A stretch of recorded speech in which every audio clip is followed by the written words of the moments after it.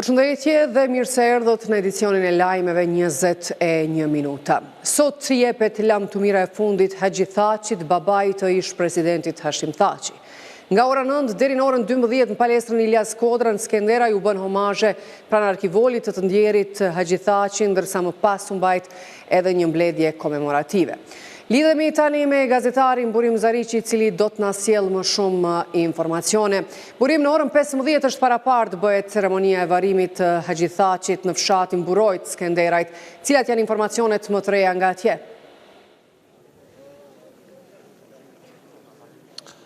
Paraqitemi drejt për drejt, Lule, nga vorrezat e fshatit Burojt të komunës së Skenderajt. Pas pak çastësh pritet të jepet lamtumira e fundit të Haxhi Thaqit, babait të ish presidentit Hashim Thaçi. Ajo që dihet deri më tash është që në këtë ceremoni të varrimit nuk është i pranishëm djali i Haxhi Thaqit, tashmë të ndjer Hashim Thaçi, për shkak, siç dihet, mos lejimit nga dhomat e specializuara të gjykatës në Hag. Në këtë ceremoni varrimi po marrin pjesë qindra mijëra qytetarë nga gjithë Kosova, por jo vetëm, sepse ke marrë edhe deklarata, kanë thënë se vinë nga Lugina e Preshevës, Medvegjes, Bujanocit, nga Shqipëria, Maqedonia e Veriut e vendet e tjera, për të i dhënë lamtuvirën e fundit babait të ish presidentit Hashim Thaçi, pra Haxhi Thaqi. Por këto në këtë ceremoni të varrimit nuk janë të pranishëm krerët e institucioneve shtetërore të Kosovës, presidentja Vjosa Osmani, kryeministri Albin Kurti dhe kryeparlamentari Glau Konjufca. Lule? Burim, siç thamë më herët, u mbajt edhe një mbledhje komemorative për Haxhi Thaqin në Skenderaj. Çfarë u tha në këtë mbledhje? Po pra, pjesëmarrës të shumt ishin edhe në mbledhjen komemorative për nderim të ndjerit Haxhi Thaqi, babait të ish presidentit Hashim Thaçi, të pranishmit lartësuan figurën e tij, thanë se Haxhi Thaqi nuk ishte vetëm thjesht një baba, por ishte simbol i përkushtimit e shtyllë e pathyeshme e familjes Thaçi, duke rritur sipas tyre edhe një ideal që i dha shumë për çlirimin dhe pavarësinë e Republikës së Kosovës, pra Hashim Thaqin. Të ndjekim disa deklarata të folësve në këtë ceremoni apo në këtë mbledhje komemorative.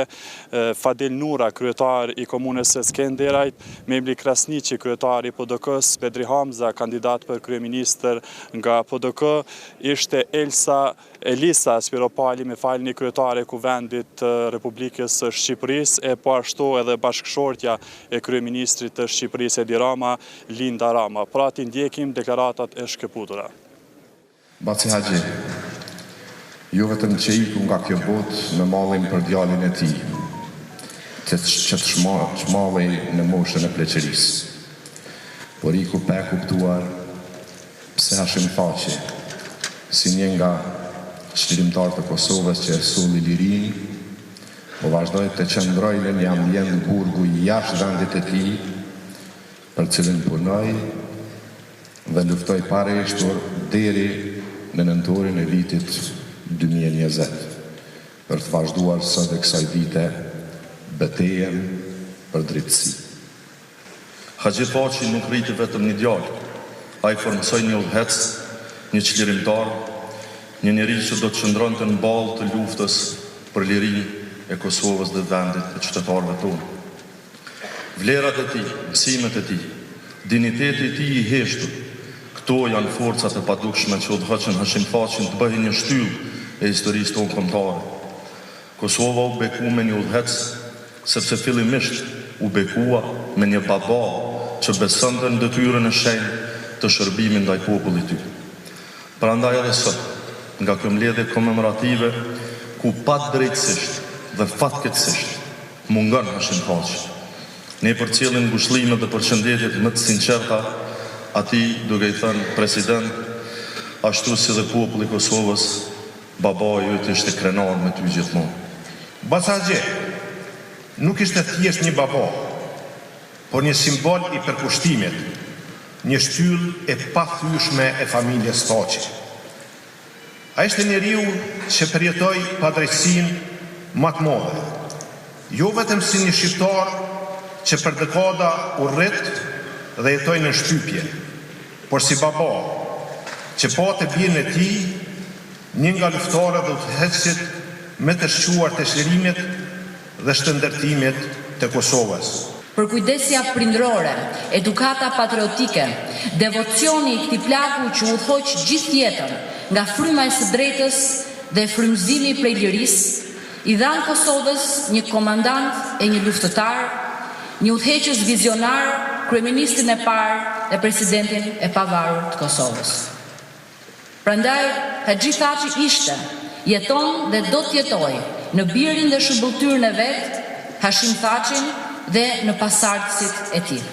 Erdha këtu për t'i dhënë lamtumirën Bacës Haxhi, me respektin e thellë për këtë familje të njësuar me historinë e Kosovës, falnjërit prej djembe të tij Hashimit, po edhe të vllazëruar me familjen time përmes Hashimit. Kjo është një ditë e trishtuar. Dhe në këtë ditë të trishtuar jam këtu me ty, Nana Hyr, jo në kënd të Edit, po në rast të parë sepse e di mirë se çfarë do të thotë të jesh prind i një politikani e posaçërisht nëna e një politikani. E kam përjetuar pranë nënës së Edit. Dhe në këtë ditë të trishtuar jam këtu me të gjithë familjen tuaj, të cilës sot i mungojnë 2 burra. Burim në emër të familjes Thaçi foli sot djali i ish-presidentit Thaçi Endriti. Po, Lule, ashtu në një fjalim emocional nëse mund të quaj djali i Hashim Thaçit, pra Endrit Thaçi mbajti një fjalim para të pranishmeve në mbledhjen komemorative për nder të gjyshit e tij Haxhi Thaçit. Ai me fjali emocionuese tha, babait nuk ju lejuan të jap lamtomirën e fundit bashkë me ne sot. Nuk e lejuan t'ja gjuaj një grusht të dheut të Drenicës mbi varrin e tij. Ishte citat nga fjalimi i tij. Ta ndjekim fjalimin e Endrit Thaçit. Gjyshi asnjëherë nuk është dorëzuar përballë sëmundjeve. Shpresa për ta ritakuar babën dhe bashkëluftëtarit e tij në Hag ishte më e madhe se sa dhimbja e sëmundjeve. Besimi në pafajësinë e tyre ishte më i hekur se sa këtë akuza e padrejtë. Në muajt e fundit, çdo orë, çdo minutë, priste që babi t'ja hapte derën e spitalit. Nuk u dorëzua dhe u rikthye në jetë disa herë. 3 orë bashkëbisedim atë ditë ju bën 3 orët më të rëndësishme të jetës së tij. Një bisedë babë e bie. Që të dy e kërkonin lirinë, çlirimin. Dhe vdekjen e shpejtë të gjyshit e pash në fytyrën e babit kur doli nga spitali. Gjyshi i mbijetoi të gjithë vuajtjeve, dhimbjeve në për të cilat kaluam si poput. Por këto 4 vite nuk i mbijetoi vuajtjeve dhe dhimbjes nga padrejtësia.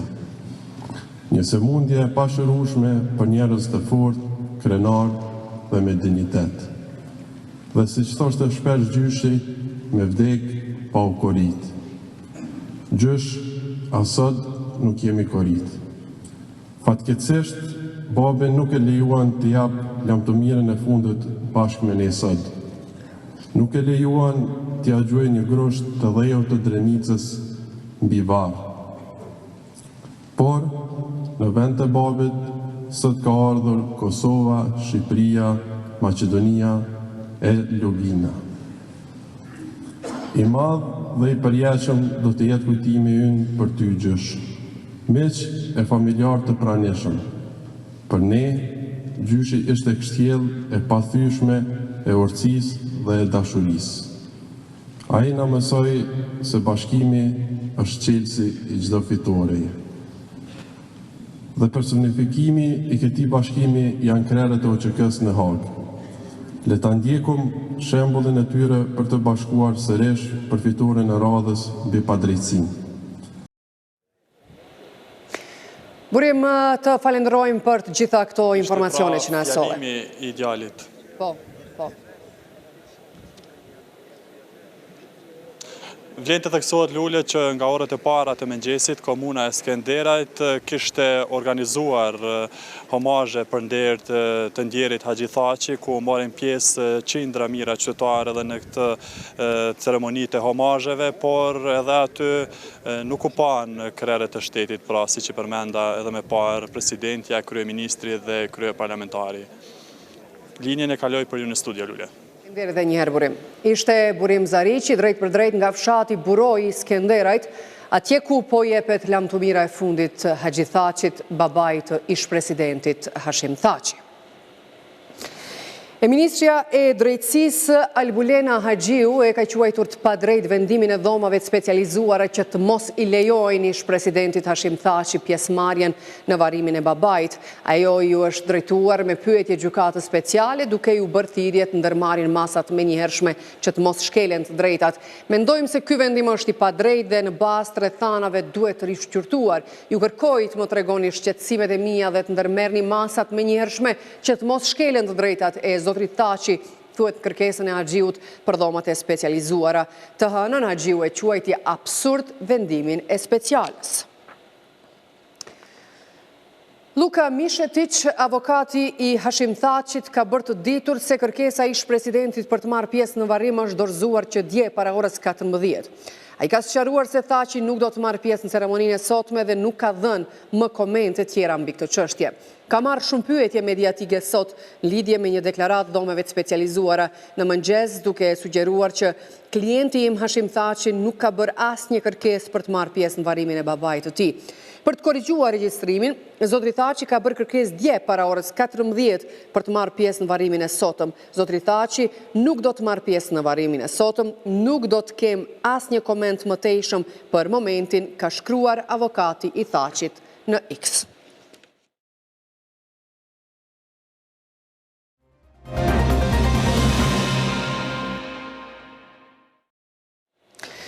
Kosova, Shqipëria dhe Kroacia kanë nënshkruar deklaratën trilaterale për aleancë ushtarake. Nënshkrimi I këtij memorandumi u bën në Shqipëri, ku ministri shqiptar I mbrojtjes Spiro Vengu, me nderimet larta ushtarake ka pritur homologët e tij nga Kosova dhe Kroacia, Ejup Maqedonci dhe Ivan Anušić.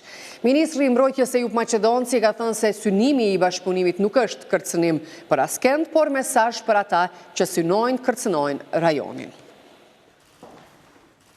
Normalisht që synimi I këtij bashkëpunimi nuk do të jetë asnjë rast kërcënimi I askujt, mirë po gjithashtu është një mesazh për gjithë ata që guxojnë të kërcënojnë sigurinë, paqen dhe stabilitetin në ballkonin perëndimor, por edhe sigurinë e vendeve tona, që 3 vendet tona të cilat ndajnë vlera të përbashkëta dhe interesa të përbashkëta janë të bashkuara për të përballur me çdo kërcënim dhe rrezik që synon destabilizimin e regionit. Përveç kësaj, normalisht që rëndësia e këtij bashkëpunimi shtrihet edhe në rrafshe tjera që u theksuan më herët nga të dy ministrat, veçanërisht në aspektin e industrisë së mbrojtjes, shkëmbimit të personelit në aspektin e trajnimit dhe edukimit, por gjithashtu dua të shfrytëzoj rastin të falenderoj të dy ministrat që në kuadër të këtij dokumenti kanë adresuar edhe çështjen e mbështetjes së parezerë të dy vendeve për integrimin e Kosovës në strukturat euroatlantike. Pra, një ndër pikat kyçe të këtij dokumenti është që Kroacia dhe Shqipëria bashkërisht do të angazhohen në vazhdimsi për mbështetjen e Kosovës në proceset e saj të integrimit euroatlantik. Kosova, Shqipëria dhe Kroacia ndajnë një vlerësim të njëmend, qoftë të kërcënimeve në rajon, qoftë edhe të rreziqeve që I kanosën Europës juglindore në këto momente të veçanta, qoftë nga pikpamja e sigurisë, qoftë nga pikpamja e zhvillimeve në zonën lindore të kontinentit tonë, qoftë edhe nga pikpamja se si NATO-ja duhet të ketë një vëmendje të posaçme ndaj rajonit tonë. Deklarata përkthen në fakt jo vetëm një vullnet politik, por gjithashtu disa prioritete që ne ndajmë së bashku. Kryesisht ka të bëjnë me rëndësinë që tre vendet tona japin ripërtëritjes, ringritjes së industrisë ushtarake, dhe nevojën që në këtë shtyllë të sigurisë kombëtare të vendeve tona ne të bashkëpunojmë edhe më thellë, edhe më gjerë. Pika e dytë ka të bëjë me bashkëpunimin që forcat tona të armatosura duhet të zhvlerësojnë, qoftë nga këndvështrimi i stërvitjeve, që nga këndvështrimi i modernizimit të kapaciteteve. Duam që të kemi, për shkak të gjeopolitikës, duam të kemi bashkëpunimin lidhur në situatën e cila po ndodhet në rajonin ton, duke pas parasysh rrisqet të cilët janë prezente dhe situatat që po ndodhen në Europë, por duke ju referuar dhe Ukrainës, pa diskutim që jemi duke menduar edhe për të kaluarën ton, e cila nuk është shumë e largët, dhe një informacion të cilin e kemi nga e kaluara dhe na jep një mundësi për të menduar, kemi marrë vendimin që të kemi një bashkëpunim ndërmjet të tre shteteve, një bashkëpunim i cili do të bazohet sidomos tek bashkëpunimi dhënies ndihmës tek pjesa e zhvillimit të industrisë së mbrojtjes, ndryshimit të përmbushjes të gjithë marrëveshjeve të cilat kemi përmosur deri tani dhe i kemi pasur në nivel shumë të lartë, por këto tani duam që t'i përmirësojmë edhe t'i përfuqizojmë dhe të ndajmë eksperiencën tonë të shtetit si Kroaci dhe të japim eksperiencën si pjesë e NATO-s dhe Bashkimit Evropian, por edhe si shteti i cili ka pasur një luftë në vendin, territorin e tyre. Patjetër që këto eksperjenca duam t'i ndajmë me partnerën tonë dhe eksperjencat e tyre të cilët ata mund të na japin, na i ofrojnë, duam që t'i përfshim tek zhvillimi i forcave. Antari i kryesisë i Lidhjes Demokratike të Kosovës, Avdullah Hoti, ka deklaruar se partia ka nevojë për lidership të ri, teksa u shpreh se në 4 vitet e fundit lidershipi aktual është angazhuar për ristrukturimin e partisë në deg, por shtoi se jo më pak raste kjo është bërë në mënyrë selektive. Ai ka thënë se rezultati zgjedhor i LDK-s nuk është i kënaqshëm e as i përafërt me atë që kanë shpresuar pas 4 vitesh përgatitje. Prandaj, për të kthyer besimin e antarësisë dhe elektoratit të gjerë, LDK-ja ka nevojë për lidership të ri me qasje ekipore që është gjithëpërfshirës me orientime të qarta politike të qendrës së djathtë që mbledh rreth vetes profesionistë dhe e rikthen LDK në epiqendrën e profesionistëve më të mirë të Kosovës, siç ka qenë LDK-ja, ka shkruar Hoti në Facebook.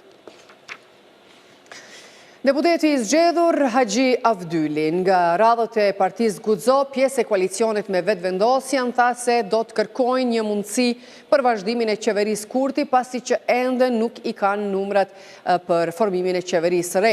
Avdyli për Radio Televizionin 21 tha se përveç pakicave jo serbe me cilat kanë kontaktuar, vetëvendosjes mund t'i bashkohen edhe deputet nga PDK-ja, LDK-ja dhe AAK-ja Nisma, të cilët sipas tij nuk mendojnë sikurse krerët e partive të tyre, por nuk dha hollësi se për cilët deputet e ka fjalën.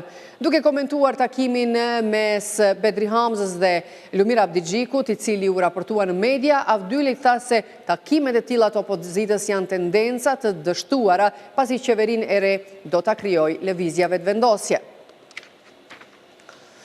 Zyra kombëtare e auditimit ka prezantuar rezultatet kryesore të 3 auditimeve të kryera të performancës dhe pajtueshmërisë që kanë të bëjnë me efektivitetin e procesit të ndërtimeve të larta në komunën e Prishtinës, efikasitetin në realizimin e projektit rehabilitimi linjës 10 hekurudhore Hani Elezit Leshak, si dhe raportin e auditimit të pajtueshmërisë për kompaninë për menaxhimin e deponisë mbeturinave të Kosovës.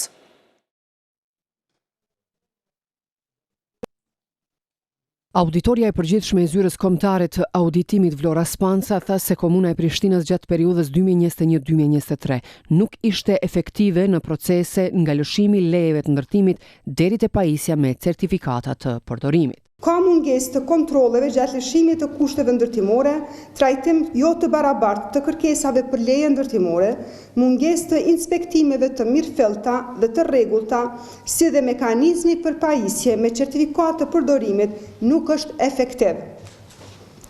Vetëm 15% e lejeve të lëshuara për ndërtim gjatë viteve 2017-2021 janë pajisur me certifikat të përdorimit.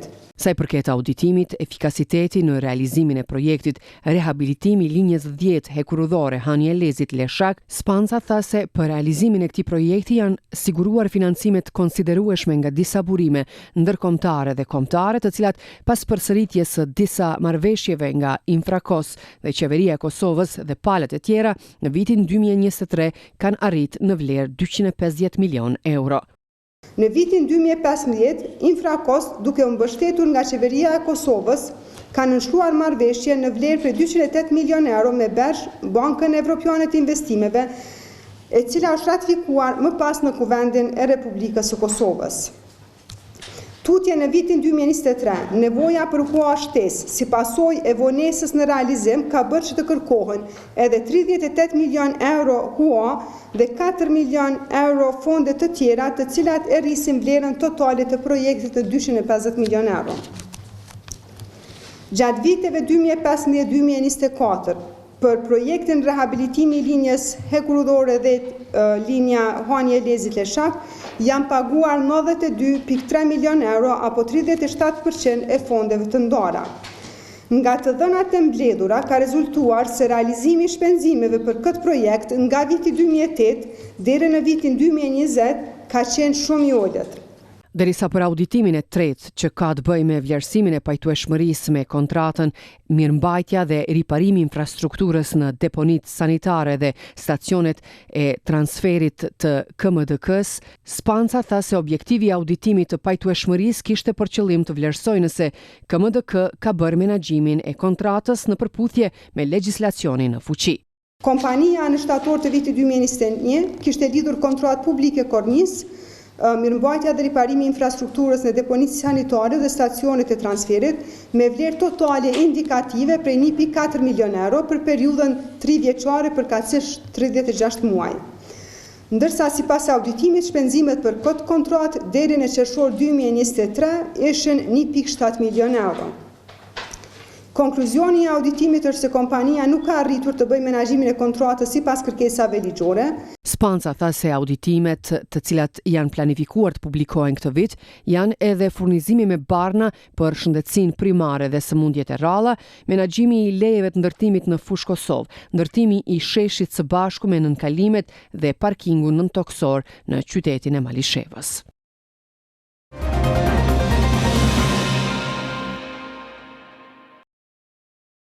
Gjykata themelore e Koçanit dje caktoi paraburgim për 14 dyshuar për zjarrin në diskotekën Puls, mes cilëve edhe ish ministri i ekonomisë Kreshnik Bekteshi dhe ish drejtori i inspektoratit shtetëror të tregut Goran Trajkovski, në mënyrë që të mund mbahen në marrje në pyetje për më shumë se 24 orë.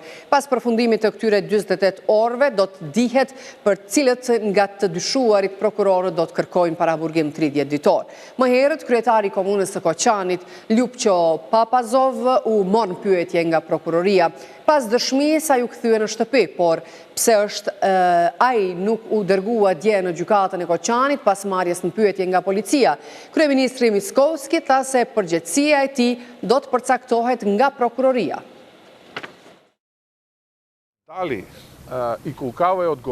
Është prokuroria ajo që do të përcaktoj, nëse dhe sa është përgjegjësia e kryetarit të komunës. Ai në dorëheqjen e tij ka shkruar se është i gatshëm të bashkëpunojë për gjithçka. Nuk po ikën, është këtu. Sot organet hetimore do të hyjnë në komunë dhe do të kontrollojnë të gjitha dokumentet. Nëse ju pretendoni se ai është nga VMRO dhe ne po e mbrojmë, jo, e keni gabim. Ne nuk po mbrojmë askënd. Edhe si kur të ishte një shenjtori VMRO-s, edhe si kur të ishte motra ime, apo vllai im, nëse ka ndonjë faj, do të mbaj përgjegjësi. Përgjegjësi do të ketë për të gjithë. Nëse kërkohet përgjegjësi morale, atëherë më goditni mua. Unë jam këtu dhe do të përballem me këtë sfidë, por fillimisht do t'i mund ata, ashtu siç kam bërë shumë herë më parë. Dhe më pas në zgjedhje, qytetarët do të vendosin se kush dhe për çfarë duhet të mbajë përgjegjësi. Na izbori građaните će sudat dali i koji treba da snosi odgovornost. Nderuar shikues, ju falenderojmë për vëmendje dhe mirupafshim.